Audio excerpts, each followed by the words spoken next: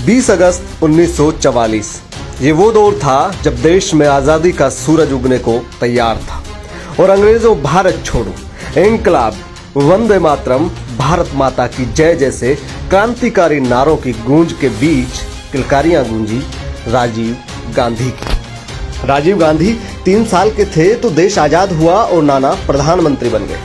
23 साल के हुए तो मां प्रधानमंत्री बन गई, मगर राजीव गांधी तो उड़ान भरना चाहते थे और वो इंडियन एयरलाइंस के पायलट बन गए। लेकिन किस्मत चाहती थी कि वो देश को नई ऊंचाइयों पर लेकर जाए, देश के सपनों को नई उड़ान दे। और 1982 के एशियाड खेल सफलतापूर्वक ढंग से आयोजित करके उन्होंने इसके संकेत दे दिए थे। फिर आया 1984 का साल और राजीव गांधी पर दुखों का पहाड़ टूट पड़ा। मां इंदिरा गांधी की हत्या हो चुकी थी और देश के नेतृत्व का संकट सामने खड़ा था। लेकिन कहा गया है कि महान व्यक्तित्व का पता मुश्किल वक्त में ही चलता है और राजीव गांधी ने न केवल देश की कमान संभाली बल्कि मां की दुखद मृत्यु के बाद जिस तरह का संयम, संतुलन और मर्यादा दिखाई, उसने दुखी देशवासियों के दिल में उम्मीद की एक नई किरण जगा दी। राजीव गांधी ने देशवासियों की उम्मीदें टूटने नहीं दी। उनका सबसे बड़ा उद्देश्य था 21वीं सदी के भारत का निर्माण और उसकी मजबूत नींव उन्होंने डाली। इसके लिए उन्होंने युवाओं को 18 साल की उम्र में वोट करने का अधिकार दिया। India is an old country, but a young nation. I am young, and I too have a dream. I dream of an India strong, independent, self-reliant.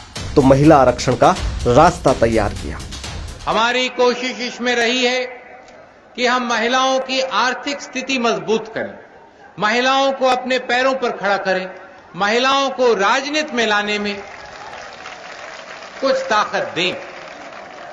इसीलिए पंचायती राज बिल में पूरा 30% आरक्षण महिलाओं के लिए रखा गया है।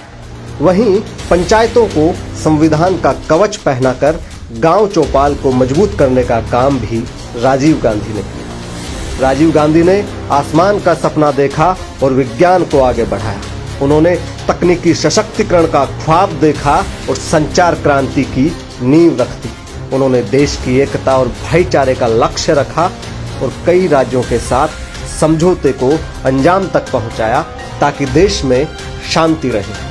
राजीव गांधी जी ने उम्र भले छोटी जी, मगर काम वो इतने बड़े कर गए कि आज भारत 21वीं सदी की बड़ी ताकत बनने का मादा रखता है। और हाँ, राजीव जी का स्वभाव भले ही गंभीर रहा हो, मगर उनके फैसले गहरे रहे हैं। आज उनकी जयंती पर कृतज्ञ राष्ट्र अपने प्यारे राजीव को नमन करता है। जय हिंद।